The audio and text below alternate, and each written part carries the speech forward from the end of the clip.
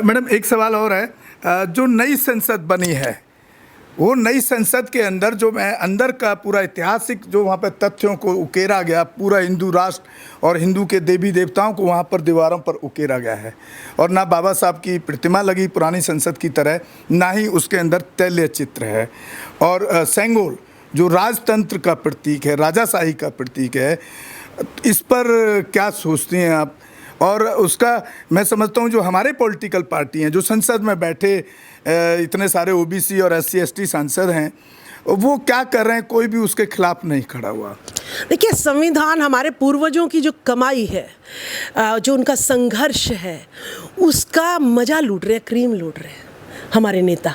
22.5% आरक्षण वाले SC ST भी और ओबीसी भी, उनको जो है मोस्टली तो ब्राह्मण की लड़कियों से शादी करे बैठे हैं। हाँ, ठीक है। अच्छा, नशे में लिप्त हैं, अय्याशी में लिप्त हैं, अपनी पीढ़ियों के लिए जो है धन जोड़ के जा रहे हैं। तभी तो मिशन संविधान बदला जा रहा है। उस खड़ी व्यवस्था को बाबा साहब ने लिटाया था। अब हमारे नेता क्या करवा रहे हैं? दोबारा खड़ा। ये सेंगोल क्या कह रहा है? दोबारा वही व्यवस्था आएगी। और मैं आपको बता दूं, वहाँ पर बाहर मैं गई थी पार्लियामेंट हाउस में, मकर ध्वज द्वार, अशु द्वार। मैं सोचूं, गुलामगिरी में तो सही लिखा था। ये जानवरों की पंचायत बनने वाली है, संसद बनने वाली है, या ये जो है भारत के लोगों की जो है संसद बनने जा रही है? गुलामगिरी में लिखा था कि मछली के पेट से भगवान पैदा हो रहे हैं, पसीने से भगवान पैदा हो रहे हैं। वही तुम आज पार्लियामेंट में दर्शा रहे हो। तो यानी मनुस्मृति तुम्हें 2024 के बाद लागू करनी है। इसके स्पष्ट हिंट हमको नई संसद दिखा रही है। बाबा साहब की प्रतिमा हटाना, यानी जो संविधान है उसको पूर्ण रूप से हटा देंगे, यानी इंडिकेशन दे दिया गया है। यानी वो बता रहे हैं कि मणिपुर कांड में 3 महिलाएं निभाई नग्न घुमाई हैं। जब हम संविधान बदल देंगे तो तुम्हारी सारी महिलाओं को दोबारा से नग्न घुमाएंगे। स्तन टैक्स तुम्हें दोबारा देना वहाँ तो खुद अमित शाह जाकर के बैठे हुए थे। वो क्या करने गए थे? कहाँ पर? मणिपुर वाले कांड में खुद जाके मॉनिटर कर रहे थे उसको। हाँ, मॉनिटर कर रहे थे वो, कि हम कहाँ पे अगर हम यहाँ पे विफल हो रहे हैं तो उस पॉइंट को कैसे ठीक करना है। तो इस महिलाओं के जो उनके आरएसएस के एक बंदे से मेरी बात हुई, कहते आपको 3 महिलाएं नग्न दिख रही हैं, और वो जो है ना इतने दिन से जो है वहाँ पर युद्ध छिड़ रहा था वो दिख नहीं रहा है। तो यानी महिलाओं का नग्न घूमना, 50% महिलाओं का नग्न घुमाना, इनको कोई मायने नहीं रखता है। धर्म इनके लिए मायने रखता है। राजबाला सैनी जी, पीछे हम देख रहे थे, लगभग 1.5 साल हुआ होगा इन बातों को। हिजाब जो मुस्लिम महिलाओं के कल्चर में हिजाब पहनती हैं, उस पर बड़ी चोट की जा रही थी और वो कोर्ट तक गया, बहुत बड़ा मामला बना, उछला भी उस टाइम। तो ये जो मोदी जी हैं, हिजाब पर ये आरएसएस वाले सवाल उठाते हैं, और मेरा सवाल आपसे है कि जो 80% जो महिलाएं हैं जो गांव में रहती हैं, या हिंदू कह लीजिए, वो उनके घूंघट पर ये लोग सवाल क्यों नहीं करते? देखिए, आप मेरे से ना बीजेपी की तो बात ही मत किया करो। दोगले लोग हैं ये, ठीक है। हिंदू मुस्लिम पे, आम जनता पे लड़ाते हैं, और अपनी बेटियों की शादी जो है मुसलमानों से करवाते हैं। आम जनता अगर कर ले तो लव जिहाद का नाम देके उसको मरवा देते हैं, ठीक है। करीना कपूर ने अभी शादी करी तो किसी ने उंगली उठाई? कोई उंगली नहीं उठाता है। जितने नेता आप देख लो, अटल बिहारी वाजपेयी हो, चाहे कुछ उर्मिला मातोंडकर हो, इनके ये कर सकते हैं शादी, ठीक है। लेकिन अगर कोई गरीब करता है तो लव जिहाद का नाम देके दंगे करवा देते हैं। तो ये दोगले लोगों की नीति मुझे तो खैर पसंद नहीं है। बाकी रही इस देश में भेद, देखिए मैं दिखा रही हूँ आपको। आदमी तो धीरेन्द्र शास्त्री ने भी कहा था, जिस औरत के मंगलसूत्र नहीं है, सिंदूर नहीं है, वो खाली प्लॉट है, और आ जाओ और उस पर कुछ भी कर लो, है ना। और जिसने पहना हुआ है यानी उसकी रजिस्ट्री हो गई है। तो आदमियों से कैसे पता करें कि उसकी रजिस्ट्री हुई है या नहीं हुई? आदमी का भी तो कोई इंडिकेशन बता दे। अरे हरामजादे, तू भेदभाव कर रहा है, औरत को बांध रहा है और आदमी को आज़ाद रख रहा है। तेरा पुरखों ने भी यही किया और तू भी अभी यही कर रहा है। हिजाब, मैं खुद जो है, लेकिन कई लाख लोग क्यों जाते हैं फिर उसके पास? देखिए, ये सब हमारे बहुजन समाज के भी बहुत ज़्यादा लोग रहते हैं। देखिए, उसकी कमी को डिस्कस करेंगे, हम बाद में लेंगे क्वेश्चन। आपने हिजाब की बात करी, घूंघट की बात करी, मैं भी बहू। मुझे गई मैं ससुराल में, घूंघट रखेगी। मैंने कहा ये क्या होता है घूंघट रखेगी? मैंने कहा क्यों घूंघट रखूँगी, मुझे नौकरी के लिए जाना है, मुझे जो है ना घर पे आना है, 1-1.5 किलोमीटर मुझे चलना है, मैं घूंघट निकाल के आऊँगी। मैंने ऐसा क्या गुनाह कर दिया जो मैं घूंघट निकालूंगी? मैं घूंघट नहीं निकालूंगी। मैं पढ़ी लिखी, मेरे बाप ने मुझे पढ़ा रखा है, मैं सरकारी नौकरी कर रही हूँ, मैं घूंघट नहीं निकालूंगी। लेकिन मेरे ससुर जो है खुद हेडमास्टर थे, गांव वालों ने रोका, लेकिन मेरे ससुर ने कुछ भी नहीं कहा। ससुर ने नहीं कहा तो मैं जब भी ससुराल जाती तो सर पे तो जरूर ले लेती हूँ। आप देखिए कि औरत को पसीने में काम करना पड़ता है गर्मी में, और फिर भी अगर वो घूंघट के अंदर काम करेगी तो आप उसको क्या बना रहे हो? गुलाम बना रहे हो आप। जो हम सहन करते हैं इस बात को, अपनी इस बात को क्यों नहीं उठाते आप? क्या हम आदमी में और औरत में अंतर है क्या? बाबा साहब ने कहा है, संविधान ने कहा है कि लिंग के अनुसार, रंग के अनुसार, जाति के अनुसार, वर्ण व्यवस्था के अनुसार किसी में कोई भेदभाव नहीं हो सकता। जैसे ही आप हम पे थोपते हो, यानी आप मुझे गुलाम बना रहे हो। तो ना मैं हिजाब को अच्छा मानती, तो ना मैं घूंघट को अच्छा मानती। और वो सारी महिलाएं बेचारी मजदूरी करती हैं और घूंघट के अंदर रह के मजदूरी करती हैं, उनको तो सांस लेने की भी, आज भी गांव में सांस, खुले में सांस भी नहीं ले सकती हैं, बाहर गली में खड़ी नहीं हो सकती हैं। कौन सा अपराध हमने कर दिया? अगर घूंघट मैं क्यों करूं? जो चौक चौराहे पे बैठे हैं वो अपनी नज़रों को संभाल लेना।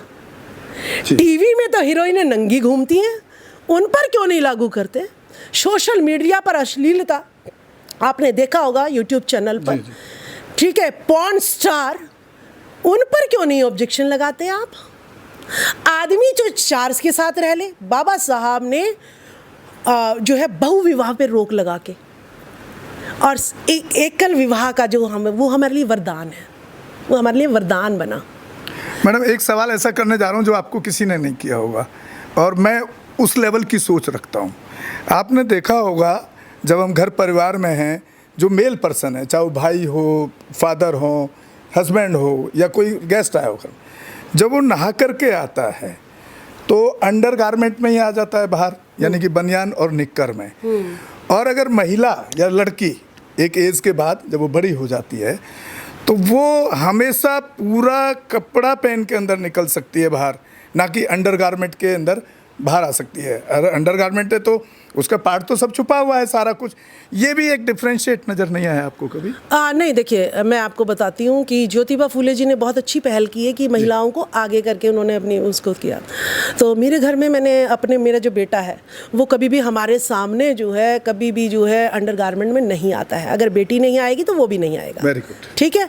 चाहे चलो मेरे हस्बैंड को आदत नहीं है क्योंकि मेरी मदर इन लॉ ने वो क्योंकि इतनी पढ़ी लिखी नहीं है, ठीक है, लेकिन मैंने दोनों के लिए ऑप्शन सेम रखे हैं, ठीक है, कि या तो वो भी ऐसे रहे या तुम भी ऐसे होना चाहिए ना, दोनों पे एक जैसा होना चाहिए। नहीं, दोनों देखिए, आज की लड़कियां वो एक एक चीज को बर्दाश्त कर लेती हैं कि मुझे घी क्यों नहीं और इसको घी क्यों। और मैं भी यही कहती हूँ कि जब हमें जो है प्रकृति ने सही सेम दिमाग दिया है, सब कुछ दिया है, क्या पहले लोग कहते थे कि भाई स्त्रियों को पढ़ाओगे प्रलय आ जाएगी, तो वो प्रलय कौन सी है कि आज लड़कियाँ ही फर्स्ट आ रही हैं, हर जगह मोर्चा मार रही हैं प्रधानमंत्री बनने को, राष्ट्रपति बनने को। इनकी अय्याशियाँ ख़त्म हो जाती हैं अगर महिलाएं पढ़ जाएंगी तो। जिस दिन सारी महिलाएं पढ़ गई और आर्थिक रूप से संपन्न हो गई, कोई भी अपने शरीर की जो है मोल करने के लिए मजबूर नहीं होगी, और तब इन्हें पता चलेगा कि बीवी भी आप नहीं ला पाओगे, एक बीवी की भी हैसियत नहीं होगी आपकी। तो साथियों, आप सुन रहे थे राजबाला सैनी जी को हमारे स्टूडियो में बहुजन दस्तक पर। बहुत बहुत, और आप देख रहे हैं पसीना आ रहा है क्योंकि मैं ऐसे हालात में भी जाके समाज के लिए काम कर रहा हूं कि आपने देखा मैडम मेरे यहाँ एसी तक भी नहीं है, लेकिन फिर भी हमारी कोशिश है कि हम समाज के मुद्दों को, अपने समाज को जागरूक करने पर जितनी भी विचारधारा के जो लोग काम कर रहे हैं, चाहे वो महिला हों या मेल हों, और मेरी कोशिश रहती है कि मैं ऐतिहासिक तथ्यों पे ज़रूर अपनी बात को लोगों के द्वारा अपने जो बुद्धिजीवी हैं, इंटेलेक्चुअल हैं, उनके थ्रू पहुंचाने की कोशिश करते हैं। और बहुत बहुत साधुवाद आपको कि आपने इतनी गर्मी झेल करके भी कम से कम आधा पौना घंटा आपने मुझे लगता है कि अपने जो तथ्यों को रखा है हमारे चैनल। गौतम जी, मैं आपको भी जो है साधुवाद करती हूँ, आपके आगे भी नतमस्तक होती हूँ कि आपकी ज़िंदगी में भी जो बवाल मिशन को लेके की वजह से जो है आपकी ज़िंदगी में जो बवाल आया, आर्थिक जो है आपको लॉस सहन करना पड़ा, लेकिन आप मिशन को फिर भी नहीं छोड़ रहे हैं, तो मैं आपको भी नमन करती हूँ। और पसीना जो बहाता है वही इतिहास रच पाता है। तो ये तो शुक्र मनाइए कि मैं आज जो है छत के नीचे खड़ी हूँ, नहीं तो हमें तो सड़कों पे लड़ाइयाँ लड़नी है। हमारा संघर्ष वाले हम लोग हैं। बहुत बहुत शुक्रिया आपका, बहुत बहुत धन्यवाद। राजबाला सैनी जी को सुन रहे थे और हम उम्मीद करते हैं आप हमारे चैनल को ज़्यादा से ज़्यादा शेयर करें, सब्सक्राइब करें, ताकि इसी तरह हम अपने बहुजन महापुरुषों की विचारों को देश विदेश तक पहुंचाने में कामयाब हों। और एट्रोसिटीज़ का अगर कोई भी मामला आपके पास पूरे देश से कहीं भी आए तो आप मेरे चैनल पे मुझे फ़ोन कर सकते हैं। उसमें हम 99% जस्टिस दिलाने में हमें बिल्कुल कामयाबी मिलती है। और अब बहुत सारे केसों को और बहुत सारे मनुवादियों को मैं अभी तक जेल भिजवा चुका हूं। और इसी तरह आपका सहयोग बना रहेगा तो हम और ज़्यादा अच्छा काम कर पाएंगे। धन्यवाद। हमारे चैनल बहुजन दस्तक को लाइक, शेयर, सब्सक्राइब देखना मत भूलिएगा। जय भीम, जय भारत, जय संविधान, नमो बुद्धाय। धन्यवाद। चैनल आर्थिक समस्या से गुजर रहा है। अगर आप बहुजन समाज में बाबा साहेब अम्बेडकर और तथागत बुद्ध की विचारधारा को अधिक से अधिक लोगों तक पहुंचाना चाहते हैं तो हमें आर्थिक सहयोग प्रदान करें, ताकि हम अपने चैनल के माध्यम से देश विदेश में समता, बंधुता, एकता और संवैधानिक अधिकारों को ज्यादा से ज्यादा लोगों तक पहुंचा सकें। आप अपनी सहायता राशि नीचे लिखे खाते में जमा करा सकते हैं। खाता धारक गौतम रत्ना, खाता संख्या 316957686551, IFSC कोड SBIN 0060336, बैंक भारतीय स्टेट बैंक। आप हमारे बैंक खाते का विवरण स्क्रीन पर भी देख सकते हैं। जय भीम, जय भीम।